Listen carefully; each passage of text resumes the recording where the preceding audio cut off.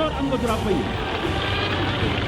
amul fenn fu ñu bind ci constitution Sénégal wala ci loi Sénégal ni am nañu droit di jàpp nit di door man ku ma door ma fayu kon nag yéen tam ku leen door na ngeen fayu il faut que ça soit très clair. Alors affaire Moustapha Sy ma di leen xamal ni ci alxames ji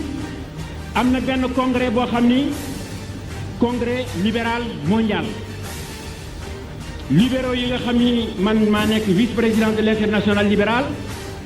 daje nañu bërki démb ci réew mu ñuy wax Hongrie capitale Budapest woote nañu fa ñaari résolution benn bi jot naa ko bu jëkk bi mi ngi nii danaa ko jox journaliste yi direction bi nekk Londres moo ma ko envoyé ñu ne à maître Abdoulaye Wade vice-président de l'international libéral à l'occasion de la conférence mondiale des libéraux à Budapest le 26 novembre le comité des droits de l'homme de l'international libéral manifeste sa solidarité à maître Abdoulaye Wade leader du Parti démocratique sénégalais ñu ne le comité dénonce la violation des droits de l'homme la répression et la torture contre les opposants au Sénégal par le gouvernement socialiste ñu ne exige la libération du député Mody Sy de Samuel Sarr et de Serigne Moustapha Sy donne ça à la presse loolu lu ñu wax libéraux yi ñooñu nga xam ni réew yu bare ñoo gouvernement yi ñoo ko yor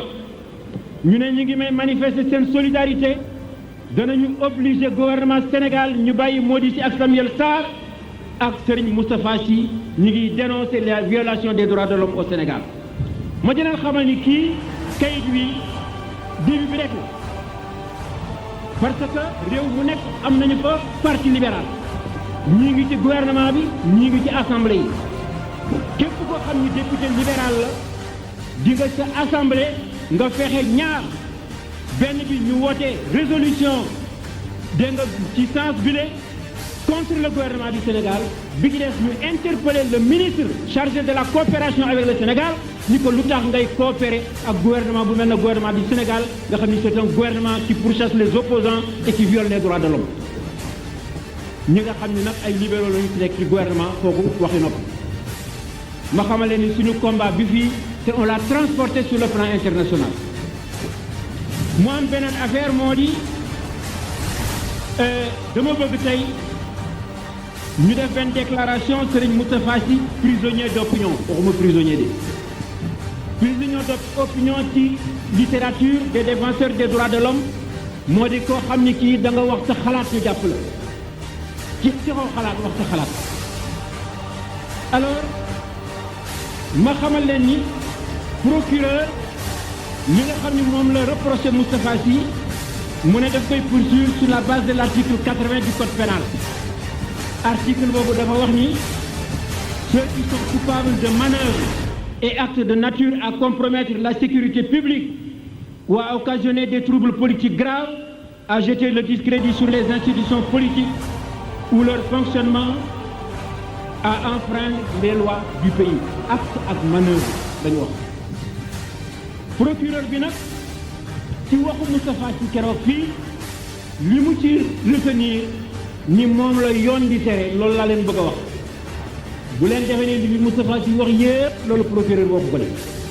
li mu fi wax ci affaire u Babacar Seye ñu ne kooku beneen dossier la danañu ko topp waaye fii mu ne ñetti kàddu yi bi Moustapha Sy wax mi ngi nii mu ne propos tenus au meeting du PDS du 23 octobre 1993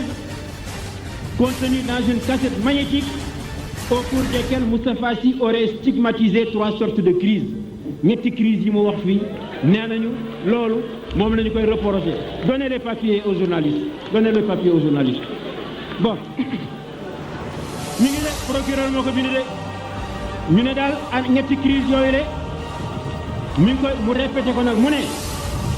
une crise d'autorité au Sénégal chacun se comporte comme il veut certaines personnes prenant des décisions alors qu'elles n'en ont pas les prérogatives et à l'insu du président de la République procureur moom moo traduire parce que Moustapha wolof la doon wax mu ne Moustapha waxati na ni c'est am na crise de compétence Le Sénégal traverse une crise profonde dont la solution dépend de chacun. Ignorer Ablaye Wade et Cheikh Tidiane Sy relève de l'incompétence. ñu ne warula wax loolu tasum réew la mu ne Moustapha Sy wax na it ni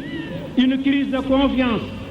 Au Sénégal, il y a une crise de confiance. L'exemple en est donné par le refus du peuple du plan d'urgence. Voilà li ñuy reproché Moustapha Sy lii moo nekk ci dossier bi ma ne vraiment le ridicule ne tue pas. loolu ku fekkoonte ni procureur bindul woon des propos mu ne Moustapha Sy a tenu des propos alors que l'article 80 parle d'acte et de manœuvre. Acte ak manœuvre lu mu jotee ak propos ay wax la ma ne li Moustapha Sy wax les propos retenus et cités par le procureur expriment une simple opinion de Moustapha Sy sur la crise sénégalaise actuelle. Il s'agit d'une analyse qui pourrait être faite par n'importe quel politologue dans une revue ou un professeur de sciences politiques dans un cours d'université. En somme, Abdou Diouf ne veut plus qu'on fasse des analyses politiques. Il verse dans le terrorisme intellectuel. Et pourtant, l'article 8 de la Constitution dit « Chacun a le droit d'exprimer et de diffuser librement ses opinions par la parole, la plume et l'image. » Donc Abdou Diouf est en train de violer la Constitution. C'est lui qui devait être poursuivi devant la haute cour pour violation de son serment et violation de la Constitution. Violation de l'article 8 de la Constitution. lii moo tax je demande aux associations, aux organisations de défense des droits de l'homme, aux partis politiques, aux élèves dans les classes, maîtres yi ngeen expliqué leen ko, aux étudiants dans les universités, à tous les démocrates de tous les pays, de déclarer Moustapha Sy prisonnier d'opinion du gouvernement du Sénégal. ngeen yónnee ñu les résolutions ñu publier ko. je wax naa leen ni on va mener la bataille sur le plan mondial. réew bu nekk danañu ko fa porter et pour soutenir notre action ici sur le plan intérieur. ñaar ci la bëgg a terminer moo di parti démocratique sénégalais dafa décider samedi bii ñëw département bu nekk waxuma Dakar rek chaque département à partir de 2 heures nañu def manifestation dem ci préfet bi protester, exiger libération Moustapha Sy dans chaque département. bu kenn wax ni yëguma ko woon parce que jusqu'à présent ñi ngi def yëpp Dakar léegi dañu ko bëgg a décentraliser au niveau de chaque département. ñaareel bi dama leen wax ni meeting Moustapha Sy lañu ko jagale ma bëgg yéen ñëpp léegi ngeen ànd ak man ñu dox dem ci siège Moustarchidine en face ñu def une marche dem fa déposer fa résolution bi loolu moom laa bëgg ngeen def ko ma ne les forces de l'ordre xaw ma yéen a ngi may déglu leen ma pare gu ma déglu leen yéen xaw ma alkaati ngeen xaw ma gendarme ngeen xaw ma lu ngeen doon dama leen di xamal ni dinañu def waxoon nañu ni danañu def marche léegi ñi ngi def marche pacifique na ñëpp ñëw ñu wone suñu doole ma ne su fekkente ni attaqué ngeen ñu ak grenade lacrymogène yéen ñëpp ma jox leen rendez-vous devant le palais de la présidence ñu dem fa protester contre la violation des droits de l'homme. Wasalaam.